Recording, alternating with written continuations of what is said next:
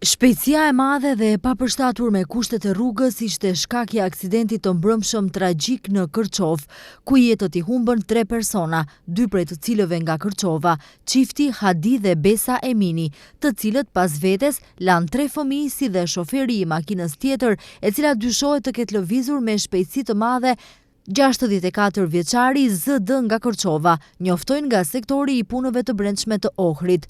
Mbrëm në magjistralen Kërçov-Ohër, në vendin e quajtur Pusi i Seferit, ka ndodhur një aksident trafiku mes veturës së tipit Mercedes me targa të Kërçovës, e drejtuar nga 64 vjeçari ZD nga Manastiri. Makina e tipit Ford me tabela të Kërçovës e drejtuar nga 63 vjeçari AR nga Kërçova dhe makina e tipit Opel me targa të Kërçovës e drejtuar nga HE 38 vjeç nga Gosivari. Në vendngjarje kanë ndërruar jetë vozitësit ZD dhe HE, ndërsa bashkëudhëtarja BE 38 vjeç nga Gosivari ka ndërruar jetë rrugës për në spitalin e Kërçovës. Në mesin e 8 bashkëudhëtarëve që u lënduan rënd, pati edhe 3 fëmijë, thon nga sektori për punë të brendshme Ohër.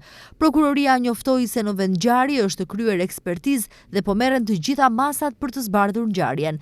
Ministri i brendshëm Toshkovski nga Ohri tha se numri i aksidenteve fatale në vend është alarmant. Ai paralajmëroi forcimin e masave të sigurisë.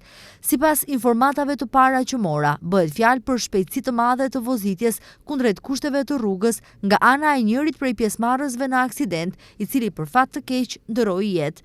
Numri i aksidenteve të trafikut këtë vit në 3 mujorin e parë është afërsisht njëjtë sikurse numri i vitit të kaluar, por më duhet të them patjetër që këta numra janë katastrofal krahasuar me standardet evropiane që i kemi analizuar dhe në të ardhmen maksimalisht do të duhet të fokusohemi që ta qetësojmë trafikun në të gjitha aspektet dhe implementimin e projektit Safe City që nisi fillimisht në Shkup. Kumanove Tetov, tha Pançe Toshkovski, ministër i punëve të brendshme. Personat e lënduar, edhe pse disa me lëndime të rënda, sipas autoriteteve nga Spitali i Kërçovës dhe i Shkupit ku po trajtohen, janë jashtë rrezikut për jetën.